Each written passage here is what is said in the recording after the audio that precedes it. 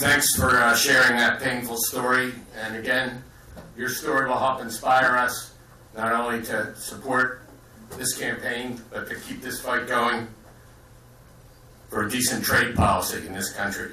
It's now my pleasure to introduce Senator Bernie Sanders. It's not his words that inspire us, although they do. It's the way he's walked. It's who he stood with for his entire life. And that's why all of us standing here volunteer in this campaign, and that's why we're proud to call him our leader. Yes.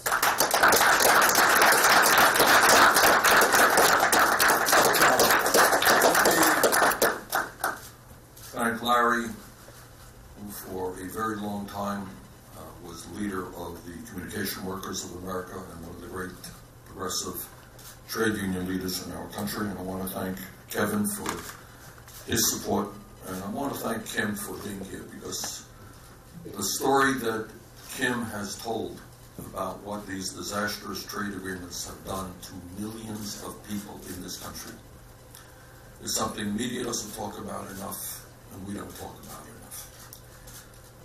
So Kim, thank you very much for your courage, for your taking your pain and using that pain to try to fight for a better America and for the rights of working people. A campaign, as you all know, is not just about what you said yesterday or your latest position on the issue. It is about what you have stood for your entire career, what you have voted for, what you have supported. And one of the most important issues that have faced millions of working people in this country over the last many decades, Secretary Hillary Clinton and I have very, very different points of view. From the first days that I was in Congress, and I was elected to Congress in 1990, from the very first days, I understood that NAFTA and other trade policies were being written by corporate America for one reason. And that is that corporate America made the decision that they didn't want to pay workers in this country a living wage, provide health benefits, protect environmental standards, negotiate with trade unions. They didn't want to do that. What they wanted to do was shut down plants in America, go to Mexico, go to China, go to desperately poor countries, hire people for pennies an hour, and then bring their products back into America. You didn't need to have a PhD in economics to figure that one out. From the first days that I was in Congress, not only did I oppose NAFTA and virtually every other trade agreement, but I was on the picket lines in opposition to those agreements. I had a sense that what Kim was talking about is exactly what would happen. And what did happen? What happened is that over the years, millions of people lost decent paying jobs. Now, on the issue of trade, Secretary Clinton's views and mine are very different. She has supported NAFTA. I oppose NAFTA. She supported permanent normal trade relations with China. I vigorously opposed PNTR with China. She supported permanent normal trade relations with Vietnam. I opposed that. She supported the Colombia Free Trade Agreement. I opposed that. And she supported the Korean Free Trade Agreement. I opposed that. Now, a number of months ago, after receiving a lot of pressure from the trade union movement, she kind of changed her view on the Trans-Pacific Partnership. She came out against it. But interestingly enough, as you may know, Tom Donahue, the head of the National Chamber of Commerce, said a few weeks ago that he thought actually if she became president, she would probably change her views on that. So this is an issue of huge consequence. It's an issue that we don't talk about enough. I did not know, this is quite incredible, until literally a few days ago, that in 1960, 56 years ago, the wealthiest city in the United States of America was Detroit, Michigan. Anyone know that? Detroit, Michigan, the wealthiest city in America, with the largest private sector employer, a company called General Motors. Today, Detroit is the poorest big city in the United States with a poverty rate of almost 40%. From 1998 to 2011, half of Detroit's auto workforce lost their jobs. But it is not just Detroit. Over the past 15 years, the state of Michigan has lost 1/3 of its manufacturing jobs. The most significant reason for this economic decline is our failed trade policies. 43,000 people in Michigan have lost their jobs as a result of NAFTA. In Ohio, 35,000 people lost their jobs as well, and in Illinois, another 35,000. 700 auto workers in Wayne, Michigan are being thrown out on the street because Ford is now building a $2.5 billion plant, not in Michigan, not in Vermont, not in Illinois, but in Mexico. 300 UAW jobs in Grand Rapids are being shipped to Monterrey, Mexico, where Dematic will be paying them $1.50 an hour. And that is what this whole trade business is about. American workers are being forced to compete against people who make $1.50 an hour, or maybe in Vietnam, where the minimum wage is 56 cents an hour. But it is not just even Detroit. If you look at Flint, Michigan has seen 11 factories shut down over the years. And when we look at Flint, it is not only a poisoned water system, it is the understanding that trade policies have devastated that community as well. Since 2001, in this country, we have lost almost 60,000 factories, millions of good-paying jobs. Almost all of that is attributable to disastrous trade policies. Kim made another point that needs to also be mentioned, not discussed often. What she talked about is the company, during negotiations, wanted to significantly cut wages. Where's Kim? Is that right? Significant. They made you an offer that said, what, cut by 50%? All right. Now, how does that happen, and what is that about? That's called the race to the bottom.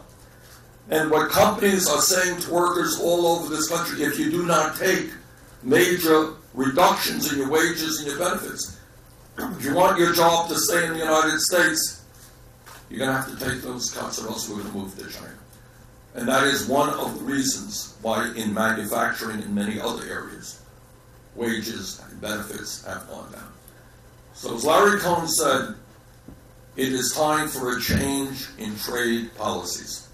It is time to tell corporate America in a very forceful way that they are no longer going to throw American workers out on the street and build shiny new plants in China, Mexico, or other low-wage countries. That, in fact, they're going to start reinvesting in this country. In my view, a nation cannot have a strong and prosperous economy if we continue to import all of the goods that we need. We've got to start rebuilding our manufacturing base right here in America and end the deindustrialization of this country. So I want to thank all of those who have been with here today and thank them for keeping up the fight to create a trade policy that works for workers in this country, not just CEOs of powerful corporations. Thank you. Any questions on trade? Yes.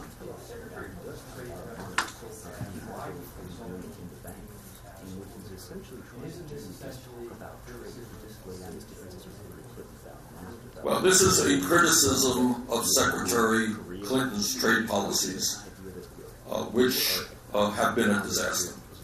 And these are policies which are resulting in the disappearance of the American middle class and the fact that we have 47 million people living in poverty.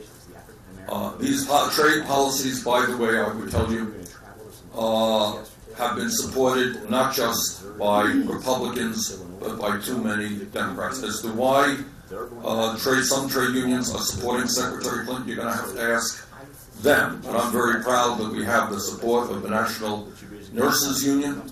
I'm proud that we have the support of the CWA. I'm proud that we have the support of the Postal Workers of America.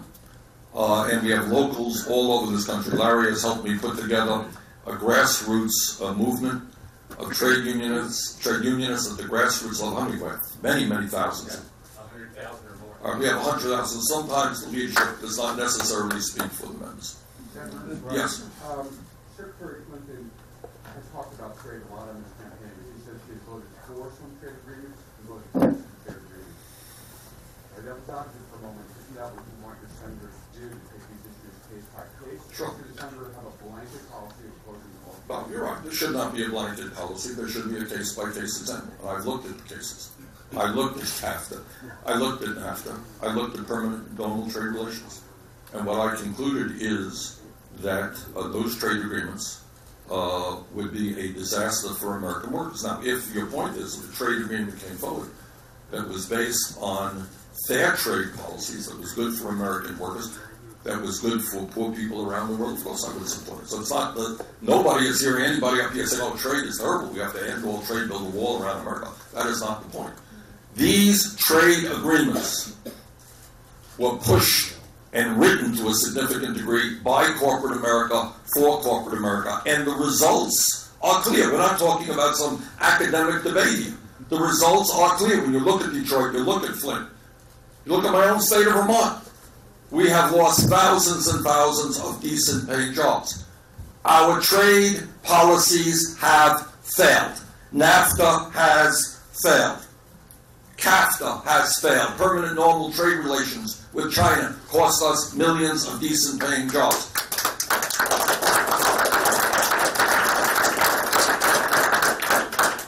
American workers, it's part of the TPP, should not be forced to compete against people in Vietnam.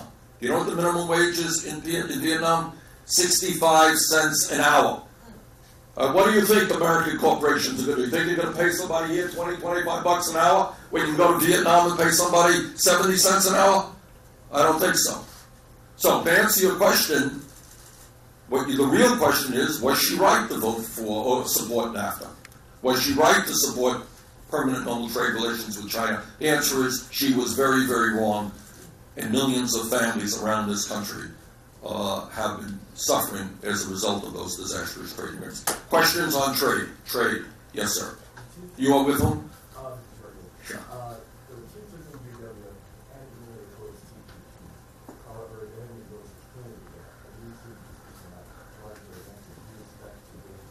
We surely look. I hope I have, on a broader issue, to answer Peter's question as well.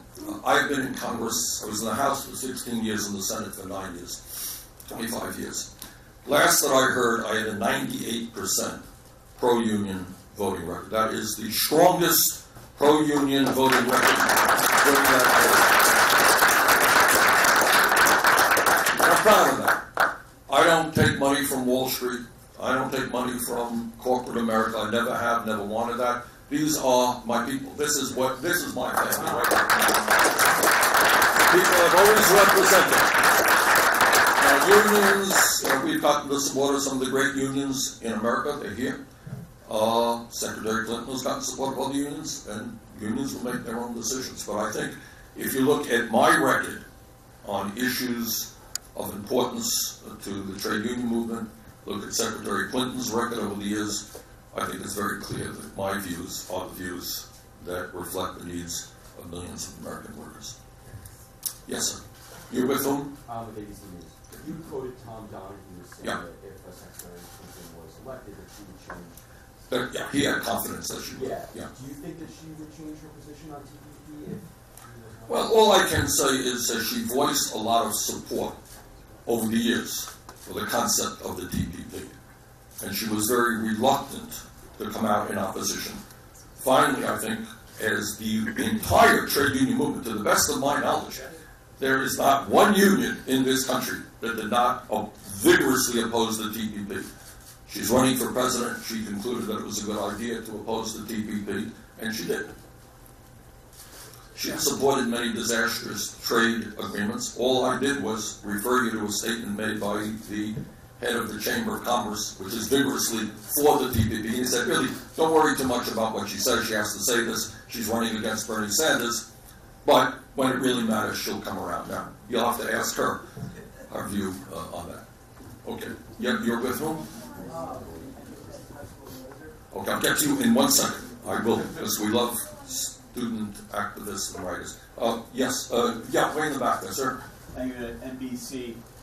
One of the things we've seen in exit polls is that a majority of Democrats want to continue President Obama's policies. He was very much in favor of this TPP. Are you casting too much of a difference from President Obama? I think, you're looking at this in too much of a political way. All that I am here to say today, along with everybody else here, is our trade policies for the last many decades have been an unmitigated disaster. They were a disaster under Republican leadership, they were a disaster under Democratic leadership, and I would say that many, many Americans are disappointed and disagree with President Obama for his support for the Trans-Pacific Partnership. In terms of the Trans-Pacific Partnership, I do not want to see American workers competing against people in Vietnam where there is a minimum wage of 65 cents an hour.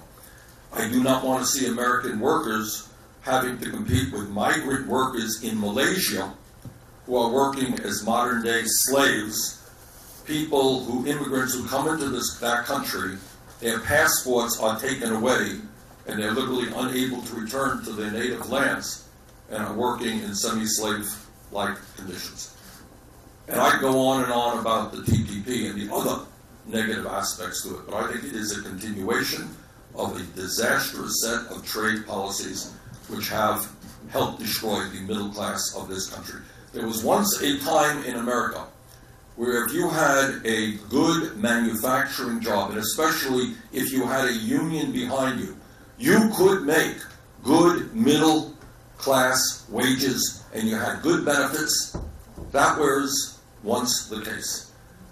But today those jobs are long gone, and many of the new jobs in manufacturing are paying substantially less than those jobs paid years ago. So if the question is, do I disagree with President Obama on TPP? I surely do.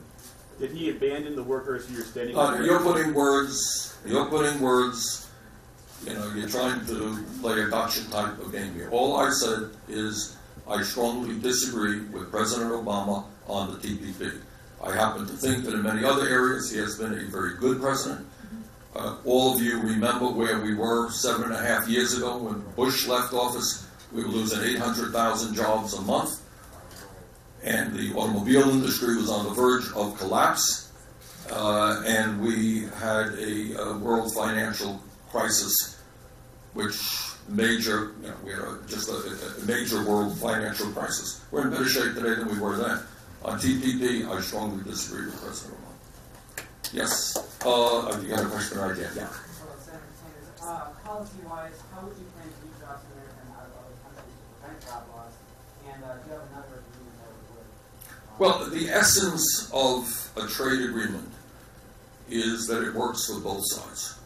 And nobody is up here in disagreeing that that trade is a positive thing. It could be a positive thing. You and I could work out a trade agreement. But it is not a good thing when millions of people in this country lose their jobs. So what you have got to do is negotiate essential agreements that work for American workers, and by the way, help poor people around the world. The trade agreements that we have seen right now clearly have been a disaster, and we can't go down that route any longer. All right, last question. Do I have one? Yeah, ma'am, back there. Could you just give us an example of a trade policy that you think has worked in the past? Larry, a trade policy that has worked in the past? Africa Growth and Opportunity Act, that was President Obama. I think it's good to promote trade between Africa and the United States. Okay. Let me conclude with this story. And it's a funny thing because it's the other side of the coin from what Kim was talking about. Kim talks about what happened to workers here in Michigan. In the early 1990s, I went with Representative John Conyers, by the way, when I was in the House. He represents Detroit. We went to the Maquiladora region of Mexico. That's a special zone in Mexico where they give tax breaks to companies who settle in that area. And we went there because we wanted to see the impact of NAFTA on Mexican workers, not American workers, on Mexican workers. Never forget this. And we go to that region, and what you see is a whole lot of, this is early 1990s, a whole lot of modern, state-of-the-art factories, beautiful, beautiful factories, many of them from corporations, American corporations. And then we said, well, we want to go visit the homes of the workers, the people who work in those factories. The only problem was that we couldn't visit the homes of those Mexican workers because they didn't live in homes. They literally lived in cardboard shacks. The cardboard you get, when you have a washing machine that the cardboard is wrapped in, or a dishwasher, that was their homes. They were making 25 cents an hour, drinking filthy water, and they had one light bulb stretched out from a distance. All right. That was the workers in Mexico working in these shiny new factories that previously had been in the United States of America. So, on behalf of the workers in Mexico, where extreme poverty has increased over the years, and certainly on behalf of the workers in this country where millions of decent paying jobs have been lost, where other workers now are working for significantly lower wages than they previously had, no question to my mind that we have got to fundamentally change our trade policy, rebuild our manufacturing sector in this country, and create